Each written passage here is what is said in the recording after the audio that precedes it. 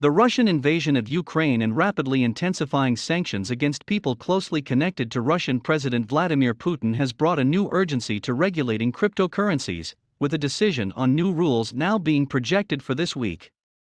For many investors who have bought into Bitcoin, the cryptocurrency doesn't just represent a once-in-a-lifetime investment opportunity, it also represents financial autonomy.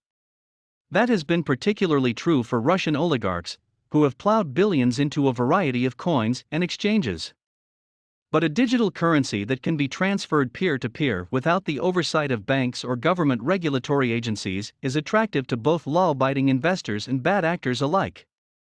4 weeks news outlets have reported that President Joe Biden and the White House will be unveiling their framework for regulation of cryptocurrencies soon. And given recent events in Eastern Europe, how and when cryptocurrencies might be regulated or sanctioned is at the top of everyone's minds. Though the Russian invasion of Ukraine has been rattling global markets, what to actually do about sanctioning or overseeing crypto wealth has largely puzzled global regulators. American lawmakers have some practice at drafting coin sanctions. They have been widely deployed against unfriendly states North Korea and Iran, for example, and that framework may provide a sneak peek into what the Biden administration's rules may be. Until then, some of Russia's most sanctioned citizens, including 351 members of its parliament, the Duma, and other well-connected oligarchs, have been rumored to be putting much of their now sanctioned wealth into currently untraceable coins. You can read more about that process and how it may evolve here. In February, steps the Canadian government took to punish some crypto investors made the whole sector nervous. Canadian Prime Minister Justin Trudeau enacted the country's Emergencies Act in response to a trucker protest that has clogged important U.S. trade arteries and has caused nuisance and disruption in the capital city of Ottawa. The Emergencies Act allows Trudeau's government to order financial institutions, without court orders, to freeze personal and corporate bank accounts connected to the protest.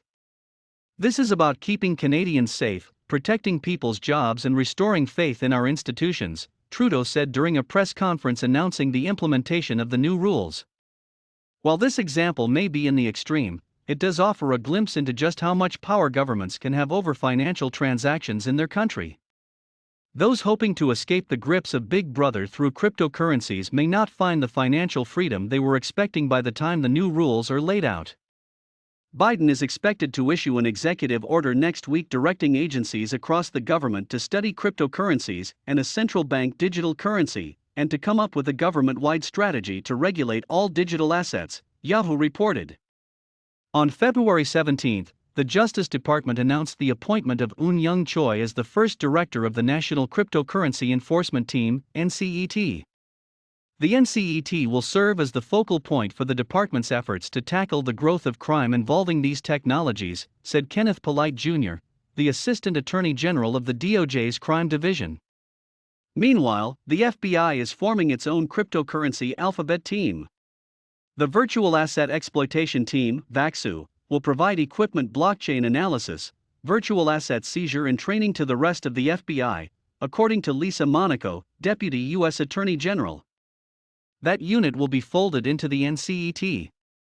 In February, Treasury Undersecretary Nellie Leong told the Senate that the Financial Stability Oversight Council, FSOC, which was created after the 2008 market crash to monitor risks to the financial sector, is studying the prospect of risks so-called stablecoins pose to financial systems and is taking steps to regulate them. Regulation advocates would point out that if you are not using cryptocurrencies to do anything illegal, then they have nothing to worry about.